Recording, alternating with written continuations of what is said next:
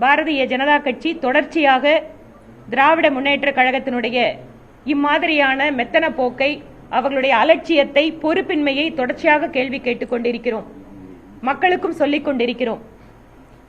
இதில் மாநிலத்தினுடைய தலைவர் தமிழகத்திலே இதற்காக மாவட்டந்தோறும் ஆர்ப்பாட்டம் நடத்தப்படும் என அறிவித்திருக்கிறார். இன்று மாலையே மகளிரின் சார்பிலே கோவையிலேயும் ஆர்ப்பாட்டம் நடத்தப்படுகிறது. அதே சமயம் பெண்களுக்கும் நாங்கள் வேண்டுகோள் வைக்கிறோம். இளம் பெண்கள், உங்களை பாதுகாத்துக் கொள்வதற்கு சுயமாக என்னென்னவெல்லாம் நாம் அதற்காக பயிற்சி எடுத்துக்கொள்ளணுமோ, அல்லது பாதுகாப்பு நடைமுறைகள் கையில வச்சுக்கணுமோ, பெப்பர் ஸ்ப்ரே மாதிரி எல்லாம் இன்னைக்கு நிறைய இருக்கு.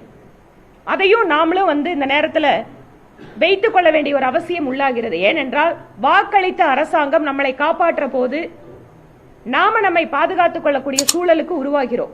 அதனால் இன்று வரக்கூடிய இந்த காலத்தில் பெண் குழந்தைகள், வேலைக்கு செல்கின்ற பெண்கள் சுயமாக பாதுகாத்துக் கொள்வதற்கும் ஒரு ஏற்பாடுகளை நாம் தயாராக வைத்துக் கொள்ள வேண்டும்.